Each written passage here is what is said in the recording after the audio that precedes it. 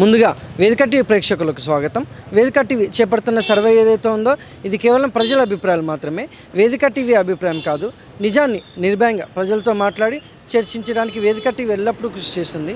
ఇందులో భాగంగా ఈరోజు రంగారెడ్డి జిల్లా ఇబ్రహీంపట్నం లేబర్ అడ్డాకి రావడం జరిగింది. మరి ఇక్కడ ఉన్నటువంటి ప్రజలు రేవంత్ రెడ్డి గారి పాలన విధి విధానాలు ఎలా జరుగుతున్నాయి, మరి అలాగే గతంలో కేసీఆర్ గారి పాలన విధి విధానాలు ఎలా జరిగాయి అనే విషయాన్ని, అలాగే ఇప్పుడు కాంగ్రెస్ హయాంలో రేవంత్ రెడ్డి గారు ప్రవేశపెట్టిన ఈ 6 గ్యారెంటీలు కానీ సంక్షేమ పథకాలు కానీ ప్రజలకు ఏ విధంగా లబ్ధి చేకూరుతున్నాయి అనే విషయాన్ని తెలుసుకునే ప్రయత్నం చేద్దాం.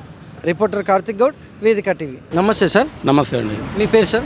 నా పేరు భర్తాగి యాదగిరి, మాజీ అంబేద్కర్ సేవా సంఘం అధ్యక్షుడిని. సీఎం రేవంత్ రెడ్డి గారి పాలనపై మీ అభిప్రాయం ఏంటి సార్?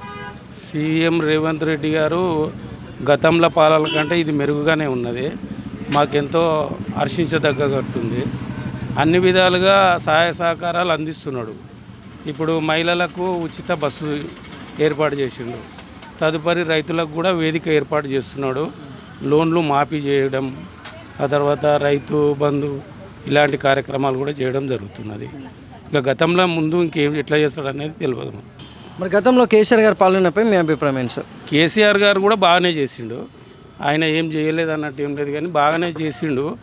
లాస్ట్ వరకు మాత్రం నియంత పాలనలు అయిపోయింది. నేను ఒక్కనే సీఎం, మిగతా వాళ్ళు ఎవ్వరు లేరు అనే ఒక నియంత పాలనతోటి ఆయన చేయడం వల్ల ప్రజలలో వ్యతిరేకత ఏర్పడి ఆయనను గద్దె దించడం జరిగింది. ఇప్పుడు ఈ 6 గ్యారెంటీలు ఏవైతే ఉన్నాయో ఈ ఇబ్రహీంపట్నంలో ప్రజలకు లబ్ధిదారులకు ఏ విధంగా లబ్ధి చేకూరుతున్నాయి అంటారు? మాకు నగర పంచాయతీ నుంచి అంతా లిస్టు తీసుకొని పోయిర్రు, కానీ మాత్రం అవి 6 పథకాలలో మాకు మిగతా వారికి పేదలకు మాత్రం 6 పథకాలు ఏవి అందట్లేదు. ఉచిత కరెంట్ అని అన్నాడు, అది ఇంకా అమల్లోకి రాలే. మన దగ్గరే మాత్రం కొంతమందికి రాలేదు. 200 యూనిట్లు దాటిన వారు కూడా చాలామంది ఉర్రు. ఆ నగర పంచాయతీ దగ్గరకు పోతే మీరు అప్లై చేసుకోలేదు కదా, ఎన్నో ఇబ్బందులకు గురి చేస్తున్నారు అధికారులు. వారిపైన కూడా కొంచెం చర్య తీసుకుంటే బాగుంటుంది. మిగతావి 6 గ్యారంటీలల్లో 2 గ్యారంటీలు అమలైనాయి. మిగతా గ్యారంటీలు ఉన్నాయి కదా, మీకు తెలుసు కదా ఆ గ్యారంటీలు ఏంటేంటివో. దాంట్లో కూడా పూర్తి చేస్తే మేము ఎంతో హర్షిస్తాం. రేవంత్ రెడ్డి గారి పాలన అభివృద్ధికి మేము ఎంతో సహకరిస్తాం ఆయనకు.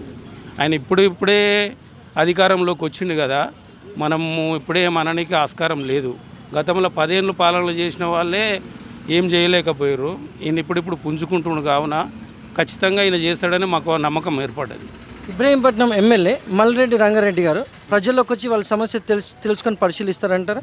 గతంలో మంచిరెడ్డి కిషన్ రెడ్డి గారు ఎమ్మెల్యే ఉండే ఆయన ఎప్పుడు ఎమ్మెల్యే క్యాంప్ ఆఫీస్ దగ్గరనే ఉండి మాకు కూడా బాగానే సహకరించిండు.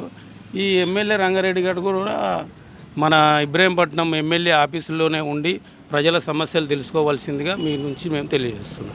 Thank you sir. ఓకే. మీ పేరు సార్? నా పేరు ఈ భూపాల్. ఏం చేస్తుంటారు సార్? మేస్త్రి పని చేస్తాను. సీఎం రేవంత్ రెడ్డి గారి పాలనపై మీ అభిప్రాయం ఏంటి సార్? టీఆర్ఎస్ పాలన కన్నా కాంగ్రెస్ పాలన బెస్ట్ ఉంది.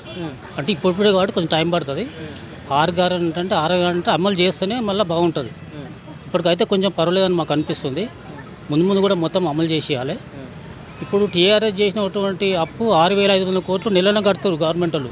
అంటే మరి అవే ఉంటే ఇక్కడ మంచిగా రెస్పాన్సిబుల్ ఉండేది.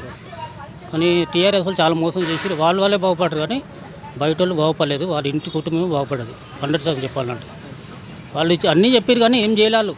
అందుకే వాళ్ళు మళ్ళీ రాలేదు. 3వసారి కూడా నేను ముఖ్యమంత్రి అవుతానని చెప్పి ఆయన అనుకున్నాడు. కానీ జనం చాలా హుషారున్నారు. వాళ్ళు ఎవరు నిలబెట్టాలో జనం బాగా తెలుసు.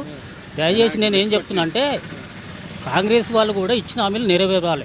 ఇండ్లు ఇవ్వాలి. ఈ భీమపట్నం రైతు బంధు కూడా పట్టలే వాస్తవం బయటలో పడ్డాయి. దయచేసి ఇవన్నీ అమలు చేస్తేనే బాగుంటుంది. ఒక మహిళలకు ఒక ఫ్రీ బస్ ఒకటి నడుస్తుంది.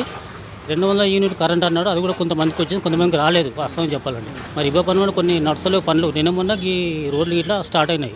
మల్రెడ్డి రంగారెడ్డి కూడా దయచేసి ఈ అందరిలో తిరిగి చేసి జనాలు ఉండి ఏమేమి కావాలో జనానికి ఏమి లేదు, నల్లలు అవి ఇవన్నీ చేయమని కోరుతున్నాను. Thank you sir.